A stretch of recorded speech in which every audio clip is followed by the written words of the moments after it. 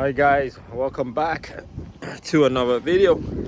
Guys, we have not doing too much videos because the weather's been so bad.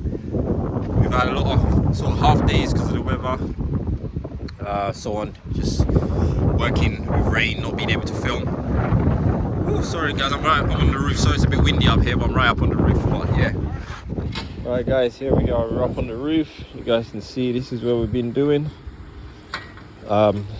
Trying to fight through the bad weather, but this is how we are anyway. This is where we're at. So we are, Tristan's just about to do the tiles either side of that window. We've done the back window. See if I can show you guys from here. We've done down here, you can see all down there is done. We just need to sort out that bit by the door, which we're going to do in a bit. We did some fiberglass in here I think on Friday, as you guys can see. This is what it's looking like. We've been doing some tiling, finishing this off today, and also putting in this flashing and finishing up this parapet wall here, so we can put the capping on it between the two. So we're working on that. I've got wheat vents in there, I've got cavity tray in there. So yeah, we're putting a breathable dry fit verge on here. So these tiles are quite massive, they're sort of half moons, so we actually have to build up the batten double top on top of the ridge here. So there's a batten under the ridge here, on top of the ridge board, and there's another two on top again, and that's because these tiles are so high. So this is where we started. I've just put a string here, and I'm going to start running these down here. So these allow the roof to breathe. They're vented or breathable, like a breathable membrane these have, and they basically have these clips here. If anybody hasn't seen them before, they have these clips, right, that go on. So these bits, sort of these little ridge bits here, they clip onto the tile like this. If I can do it with one hand, like that, sort of like that, and then obviously the other one then goes and clips on here, that sort of go on like that. Okay, like that, and then the other tile then butts in to that space. These are really thick, so a bit of a struggle, but I did manage to get one on. The next one jams in underneath these little tabs. Then we use these washers here. You can see a little bit of a curve on them, and then you use these rubber sealing washers. These rubber sealing washers here, and then this long screw down in it, and that basically screws into that area here. So that's basically what I'm doing. So I'm just going to run the rest of these and then get them all nice and straight and level, and then we can screw them all tight down. Alright guys, this is a quick update. So this is actually the next day. Didn't get to film anymore yesterday. Again, working in the weather. It started drizzling now. You guys can see the sky, but we've been doing a few bits at the back here.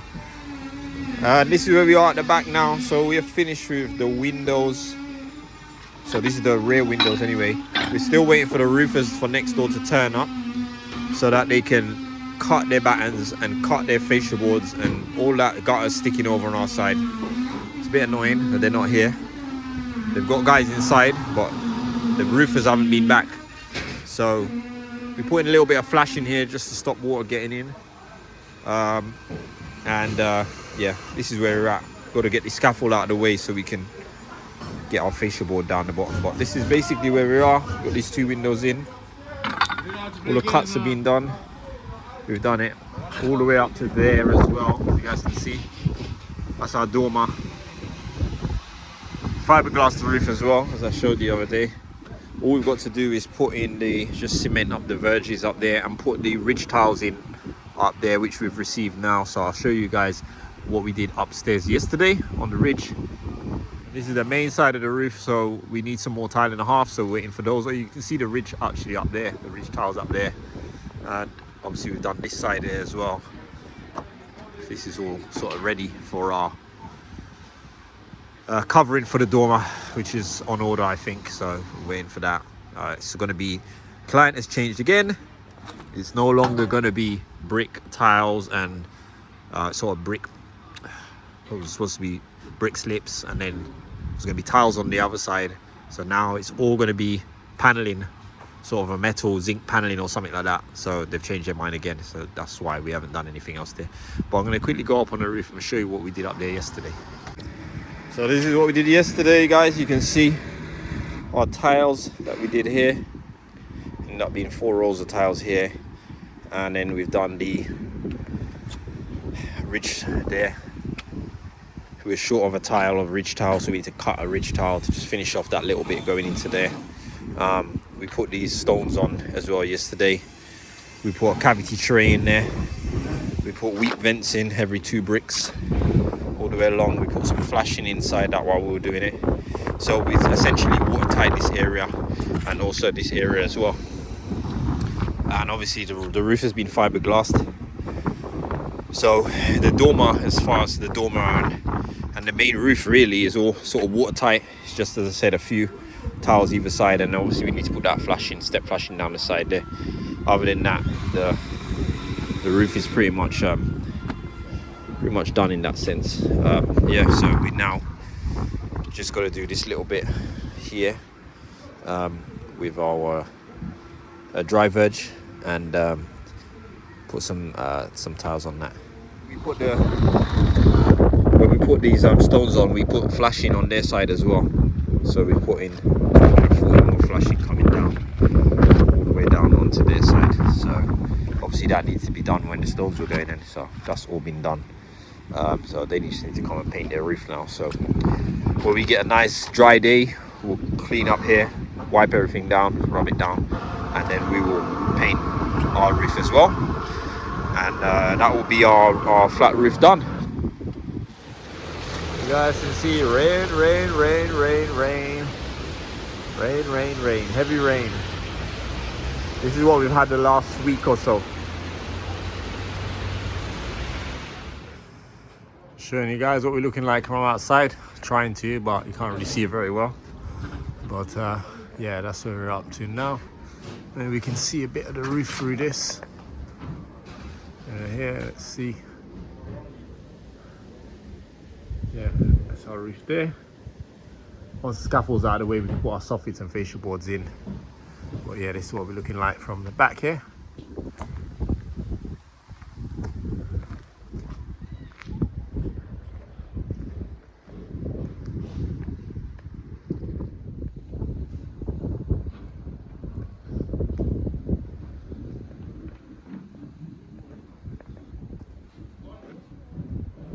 Alright guys, so this is the first floor. Boys have been putting this layer of flooring down. So you can see, this is our first floor. It's a nice good size. It's gonna have a bedroom, living room and a bathroom at the back over there. But yeah guys, this is it. This is where we are on this level. Upstairs is all just clear and empty again. And so now we just got a few little, as I showed you on the roof, to do. But we're working in between the weather.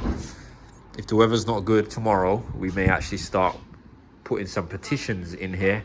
So I'll be going around with the client, just marking out where all the petitions have got to go. We've got the timber for that, so maybe we might start building some petitions in this space, which actually start to show us how the space is going to be, where the bathroom is, the size of it, where the living room area is, where the bedroom is, etc. We're still waiting on stairs. I think they came here a couple weeks ago to measure that up, so I think that might be on order. I think it is. I think the client's got that on order for the stairs. But so yeah, all we can do now is petitions here. Then we're going to move downstairs, clear downstairs, start sorting out any services that need to go in the floor, and then insulation and screed downstairs. Once we've done insulation and screed downstairs, then we can build partitions downstairs, which is this separate flat, which is right underneath us. So for now, we're probably going to be working on this flat, and then later on move downstairs to the downstairs flat. But one of the reasons why we can't do the screed as well is we need to do the flat roof at the back of the house and that roof around the kitchen. But the scaffolding is all inside this, in the way. So the new plan is basically to finish the top roof, which is what we're doing now, as soon as possible.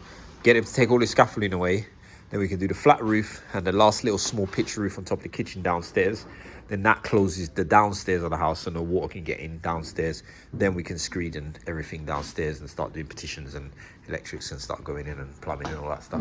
And then later on, they're gonna come back and build some scaffolding just to do the around the dormer, to do the paneling around the dormer, because they need to do the scaffolding a bit different anyway. We can't really reach it from here because we've got this window. The dormer is sort of way back over there, so we can't really reach to it, so they need to come out and build up some scaffolding up to the dormer so that we can work on that area properly. So that will be a later phase on the job. Hey guys, so that's an update. I tried to do an update. As I said, the last couple of days we've just been busy. The weather's really pushed us back, so it's just been sort of trying to get as much done when we can with the bad weather over the last week and a half or so. But this is basically where we're at now. So as I said, we're sort of like 99% watertight. There's sort of just maybe one or two little areas need a little bit of flashing and stuff like that. Otherwise, we are watertight. So it's raining every night at the moment, which is good. So at least I'll come in the morning, I can get to see if, you know, everything's holding up well and that. So the only place we had a little bit of issue yesterday was just above where that door is on the dormer. But we put the flashing up there now.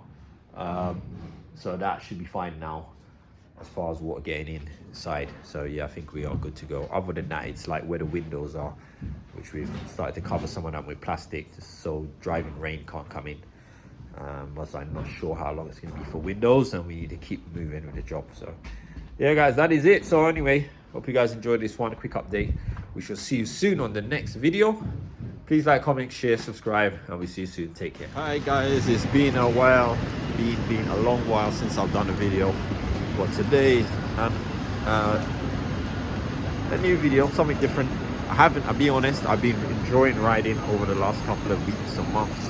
And riding the Ninja, riding the VFR 400, riding the VFR 800, which I rode on last weekend.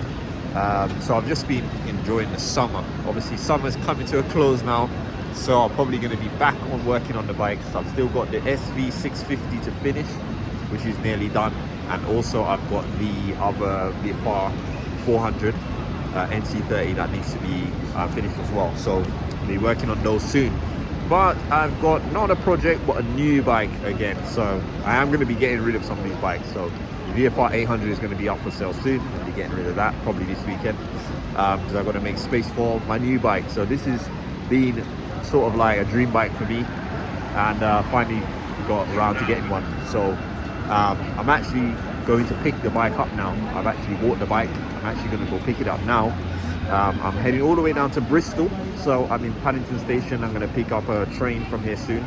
I've already got my breakfast and so on. So had an interesting travel here from South London. I was trying to get an Uber down here, and the Ubers just kept messing me up. So I was frantically rushing so I could catch my train. So in the end, I ended up getting what do they call it? These little scooters. You can hire a scooter on Uber. So I hired a scooter to get me down to the train station, which is about 10 minutes away, and then to catch the underground to get to Paddington, so I can catch my 9:30 train. So it's now 9:12, so I'm good for time. But I had so much drama from the Uber cancelling on me and being in traffic to getting the scooter with a flat tire. It's the first time I've ever used the scooter. It's an electric scooter. I was like, this thing is like 2 miles an hour, and I'm looking like a real div because I've got my helmet with me, obviously. So obviously I've got my helmet on my head because I'm riding this scooter and I'm riding at 2 miles an hour, and people are looking at me like, this guy must be one of those clumsy people that is scared to hurt himself, you know, this big motorcycle helmet, jacket on, going 2 miles an hour down the road. But I had a flat tire, so that's why it was so slow. But yeah, I'm going to pick up the bike now, so I'm not going to tell you what bike it is yet. Let's go along for the journey, and yeah, we'll see what it is. Yeah, go on. Yeah, give us it. So I'm still on the train. Should hopefully be there in another 30 minutes. Yeah, but you weren't ready. So guys, I've made it to chilly Bristol.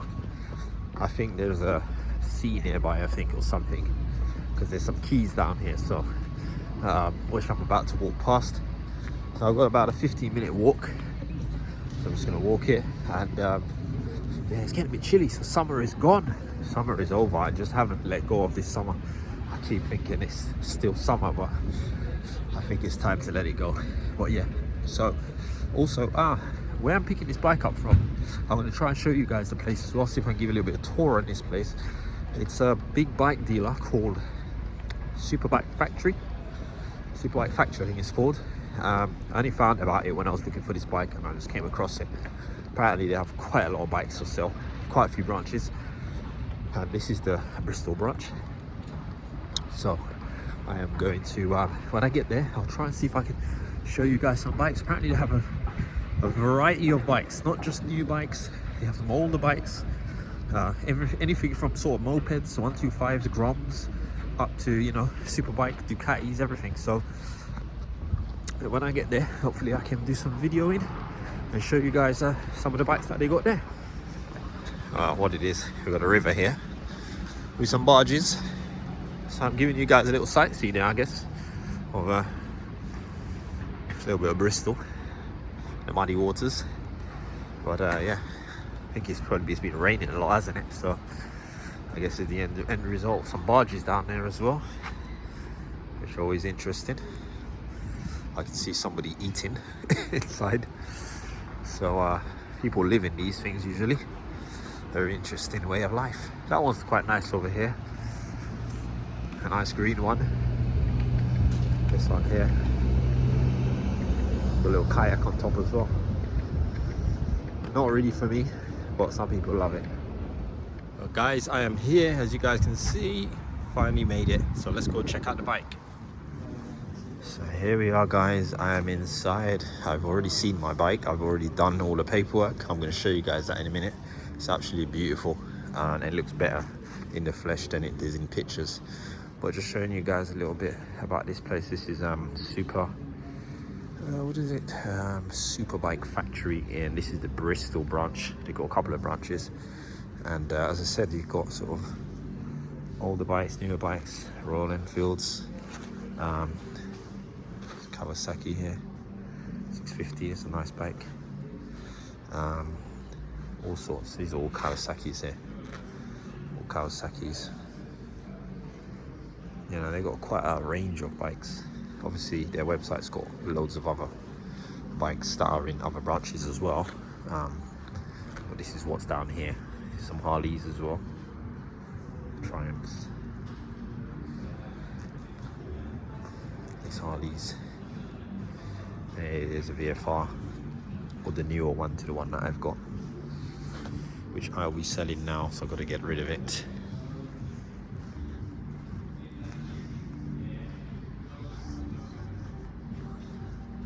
It's nice. This Honda looks a little bit like the new R1 as well. And speaking of R1s, oh, that's an R7. It's an R7 there. A couple of R7s there. GSXRs, 750.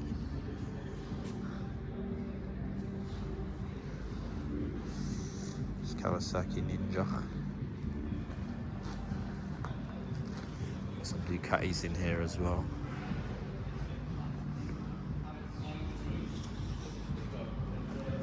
A couple of MTs as well, MT10s.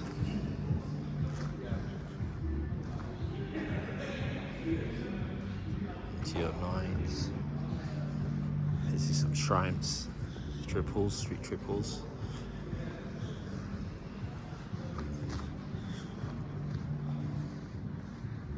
This is an interesting one. It is BMW. Very interesting front forks. They're sort of curved. Never seen anything like this one before. They don't look like your typical sort of you know, dual piston sort of forks. Very interesting. I'm not sure where the suspension part in these are. It's like this is like a solid piece. Very interesting. I've never seen this before. Just look from the side the way it sticks out. Some more BMWs. Big old CBRs.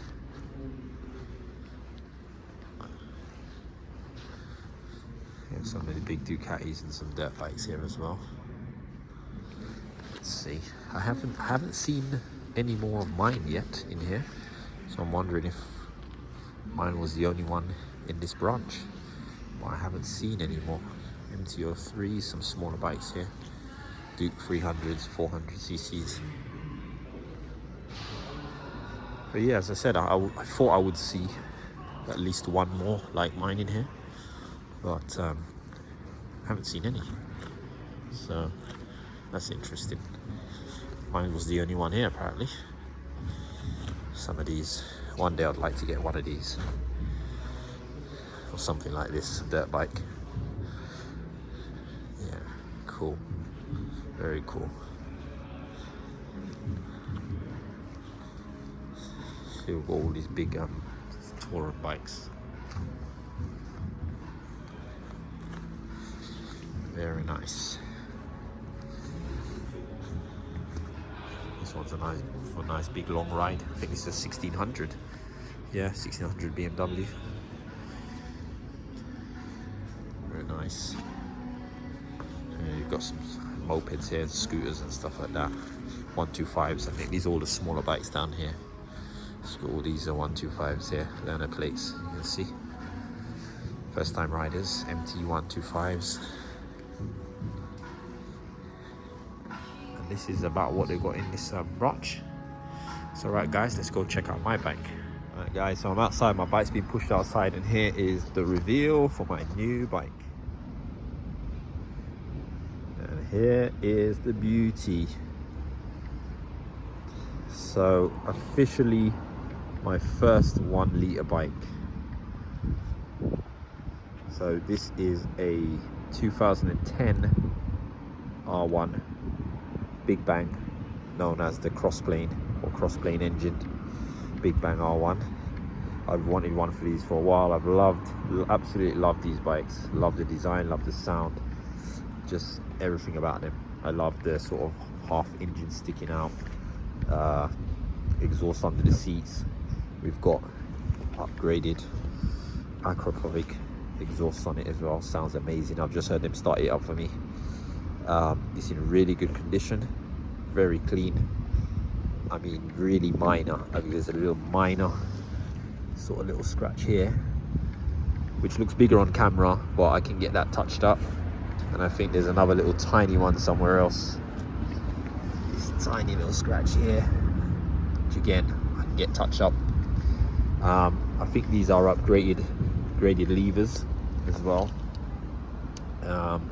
It had one little issue I had was it came with crash bungs, but it seems that one of them was damaged, and when I came pick up I realized they weren't on there, although they were in the photos. So seems like because one of them was damaged or bent a little bit, they took them both off, but they forgot to take them off on the pictures or replace the pictures. So the manager said that he's gonna sort out for me customer services, and I think I'm gonna they're gonna have to send me a set, because I bought it as the photo with crush bangers on it. So I do want those.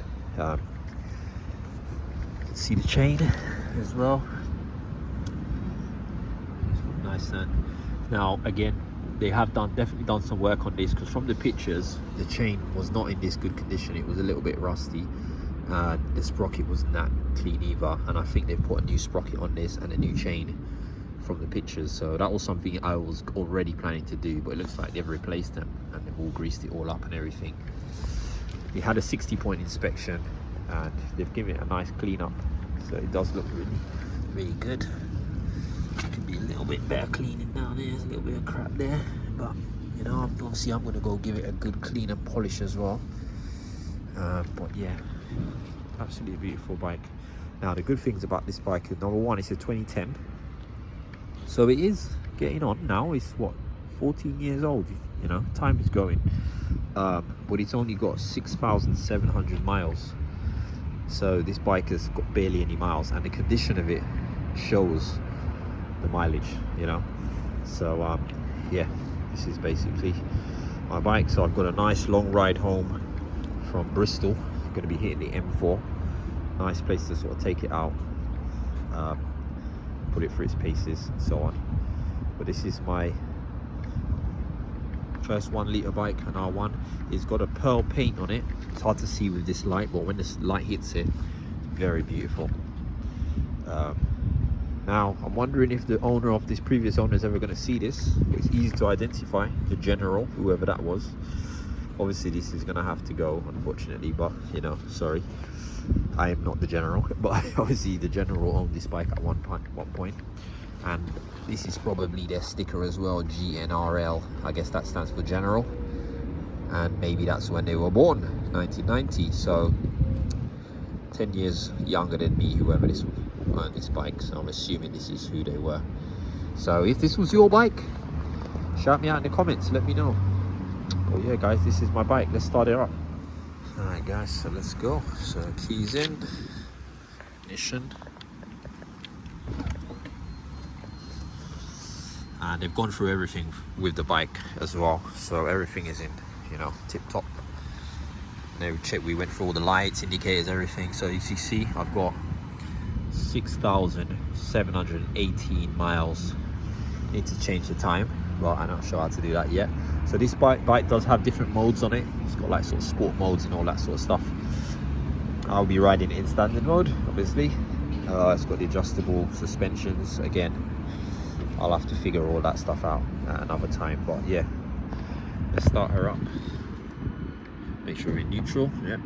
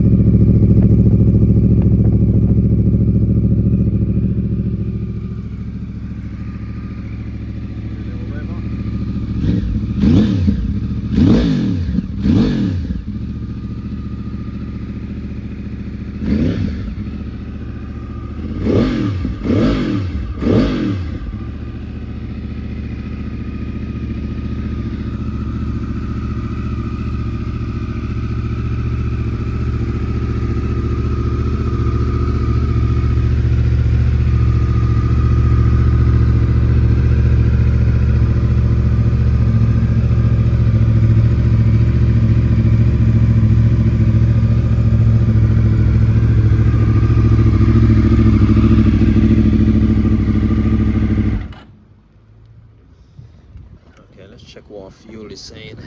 Fuel, does it say? I might have to get some fuel for the journey. Let's have a look.